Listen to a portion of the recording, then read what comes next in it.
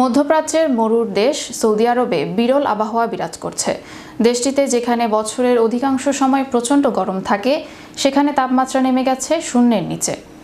বর্তমানে সৌদির তাপমাত্রা বিরাজ করছে -3 ডিগ্রি সেলসিয়াসে। সৌদি আরব প্রতিনিধি আব্দুল আল মামুনের প্রতিবেদনে বরাতে জানা যায় যে দেশটির গ্রামীণ ও মরুর এলাকাতে ঠান্ডার প্রকোপ বেশি। অন্যদিকে গত শুক্রবার এক পূর্বাভাসে এনসিএম জানিয়েছে 15 ডিসেম্বর থেকে শৈত্যপ্রবাহ শুরু হয়েছে সৌদি আরবে। দেশটির কোনো কোনো স্থানে তাপমাত্রা শূন্যের নিচে -3 ডিগ্রিতে নেমে গেছে। এর মধ্যে দেশটির তাবুক, আল জাওয়াফ, উত্তরাঞ্চল ও পূর্বাঞ্চলীয় প্রদেশগুলো। আর গত সোমবার থেকে দেশটির রাজধানী রিয়াদ, মক্কা মদিনা, আল কাসেম সহ উপকূলীয় অঞ্চলেও তাপমাত্রা একই অবস্থা। দেশটিতে শৈত্যপ্রবাহ চলাকালে জরুরি প্রয়োজন ব্যতীত জনসাধারণদের বাড়ির বাইরে বের না হওয়ার পরামর্শ দিয়েছেন আবহাওয়া অধিদপ্তর।